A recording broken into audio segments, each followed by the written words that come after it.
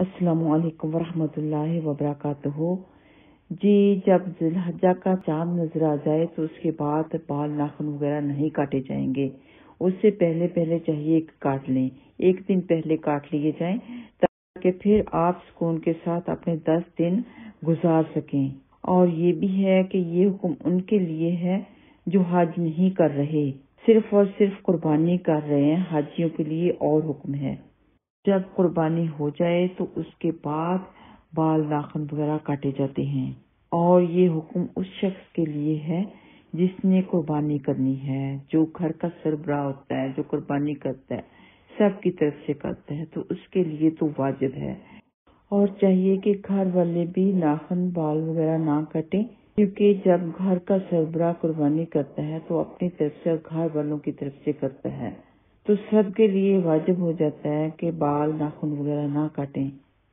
ये भी इस बात का फायदा है कि बच्चों को पता रहे कि ये सुन्नत है, और इस तरह अगली जनरेशन में भी ये सुन्नत इंशाअल्लाह ताला कायम रहेगी। इसके बारे में सही मुस्लिम की हदीस नंबर 5121 है।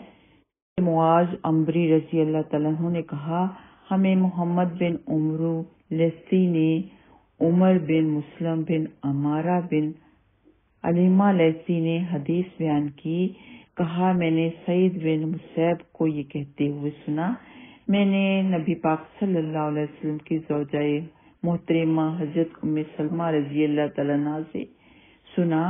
वो कह रही थी, रसूलुल्लाह सल्लल्लाहु अलैहि वसल्लम ने फरमाया, जिस शख्स के पास ज़िबा करने के लिए कोई ज़बीहा हो तो जब ज़िलहज्जा का चांद नजर आ जाए वो हरगिज अपने बाल और नाखून ना काटे, यहाँ तक कि कुर्बानी कर ले, फिर बाल और नाखून काटे।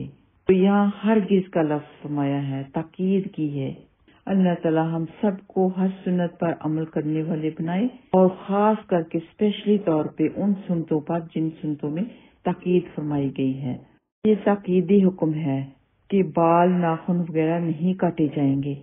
अगर आपकी कुर्बानी का जानवर 10 ज़िलहज्जा को ही ज़िबा हो जाता है नमाज ईद के बाद, तो आप उसके बाद अपने नाखून काट लें। लेकिन अगर डिले होती है, कुर्बानी 11, 12, 13 को होती है, तो आप इंतजार करें जब तक कि कुर्बानी का ज़बीहा ना हो जाए, तब तक आप नाखून नहीं काटेंगे। इंशाअल्लाह ताला इसके बाद वाले लेक्चर में ईद उल जुहा की सुन्नतों के बारे में बात होगी। ईद उल जुहा की नमाज पढ़ने का तरीका बताया जाएगा। अस्सलामु अलैकुम रहमतुल्लाहि व बरकातुहू।